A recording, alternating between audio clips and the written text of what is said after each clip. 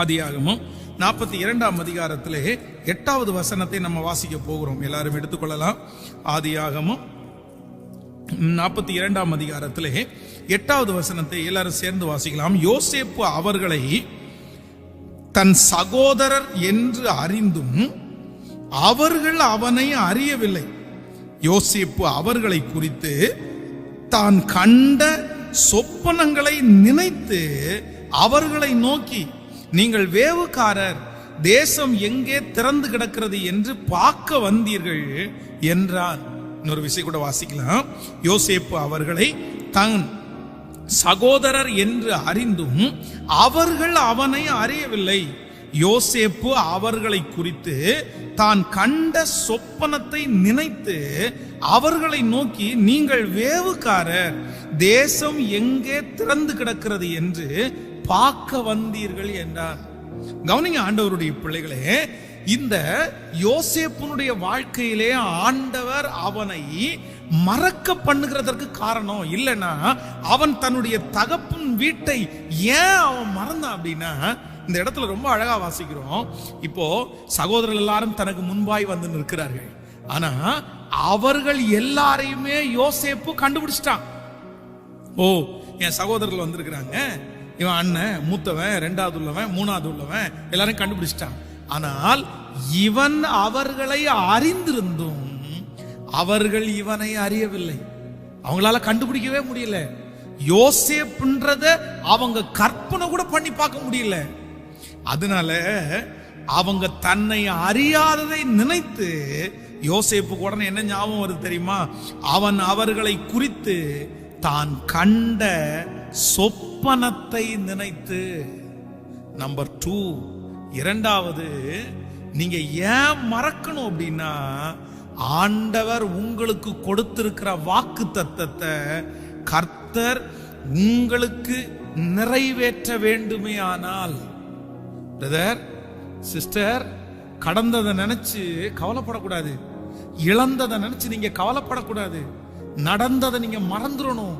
நீங்க ஏன் மறந்துடணும் அப்படின்னா, கர்த்தர் உங்களுக்கு வாக்கு கொடுத்த வாக்குகளை நிறைவேற்ற வேண்டியது இருக்குது. நீங்க என்ன நினைக்கிறீங்க தெரியுமா? அந்த மனுஷன் இருந்தாதான் அந்த வாக்குத்தத்தை நிறைவேறும். அந்த நபர் இருந்தாதான் அந்த வாக்குத்தத்தை நிறைவேறும். அந்த சூழ்நிலை இருந்தாதான் அந்த வாக்குத்தத்தை நிறைவேறும். அந்த வேலை இருந்தாதான் எனக்கு வாக்குத்தத்தை நிறைவேறும். அந்த பலன் இருந்தாதான் எனக்கு வாக்குத்தத்தம் நிறைவேறும். நோ நோ, இல்லவே இல்லை. வாக்குத்தத்தம் என்கிறது உங்களுடைய சூழ்நிலையை வைத்து நிறைவேற்றுவது அல்ல.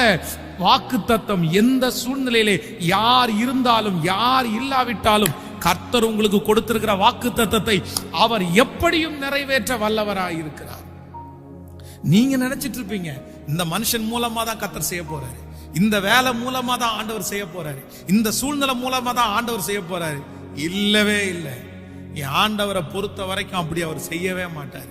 கேரித்த ஆற்றங்கரையிலே அலி தீர்க்கதரிசி அப்படிதான் நினைச்சிட்டு இருப்போம். அவ்வளவுதான், இந்த அம்மாவை கர்த்தர் நமக்கு வச்சுட்டாரு, இந்த அம்மா பஞ்சகாலம் முடிகிற வரைக்கும் நம்மளுக்கு போஷிக்கும். இல்ல இல்ல, ஆண்டவர் சொல்றாரு, அங்கிருந்து எழும்பி இன்னொரு இடத்துக்கு போடா, இன்னொரு இடத்துல இருந்து இன்னொரு இடத்துக்கு போடா. சோ என் ஆண்டவரை பொறுத்த வரைக்கும் ஒரு மனிதனை வைத்து அல்ல, நீங்கள் வாக்குத்தத்தம் நிறைவேறுவதற்கு இதை வைத்துதான் கர்த்தர் எனக்கு கொடுத்திருக்கிற தரிசனம், கர்த்தர் எனக்கு கொடுத்திருக்கிற எதிர்காலம், கர்த்தர் எனக்கு கொடுத்திருக்கிற வாழ்க்கை நிறைவேறும், வெற்றியாய் நான் வருவேன் என்று அந்த கற்பனை இருந்தால் இல்லை இல்லை. கர்த்தருடைய வாக்குத்தத்தம் அந்த நபர் இருந்தாலும் இல்லாவிட்டாலும், அந்த வேலை இருந்தாலும் இல்லாவிட்டாலும், அந்த சூழ்நிலை இருந்தாலும் இல்லாவிட்டாலும், அவர் வாக்குத்தத்தம் பண்ணினவர் உண்மையுள்ளவர். தன்னுடைய வாக்குத்தத்தத்தை எப்படியும் நிறைவேற்ற வல்லவர். அவர் எப்படி வேண்டும் என்றாலும் நிறைவேற்றுவார்.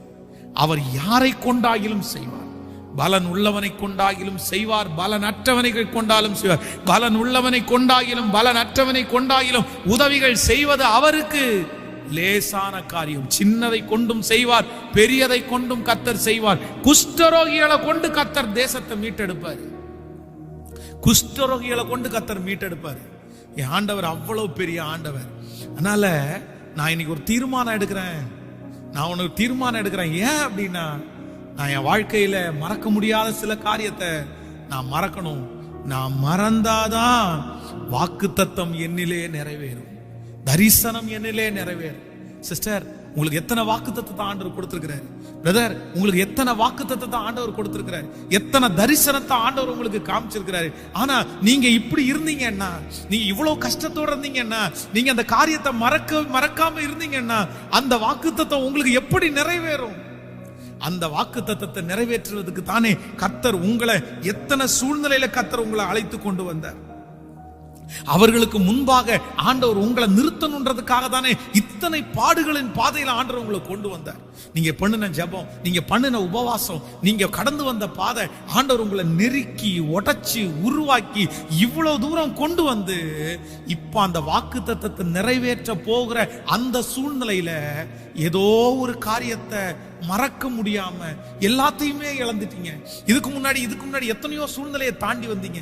இதுக்கு முன்னாடி எத்தனையோ பாடுகளை நீங்க தாண்டி வந்தீங்க. கர்த்தர் அனுப்பின பாதையிலெல்லாம் நீங்க அப்படியே ஆமோதிச்சீங்க. பரவாயில்ல விட்டு கொடுத்தீங்க, இழந்தீங்க, எல்லாமே பண்ணீங்க. ஆனா இப்போ இந்த அட் பிரசன்ட் வாக்குத்தத்தத்தை பெற்றுக்கொள்ளுகிற கொஞ்ச தூரத்துல இருக்கும் போது ஏதோ ஒரு காரியத்தை மறக்க முடியாம உங்க இருதயம் திகைத்து கொண்டிருக்குமையானால், மறக்க முடியாமல் தவித்து கொண்டு இருப்பீர்களே ஆனால், உங்க வாக்குத்தத்தம் எப்படி நிறைவேறும்?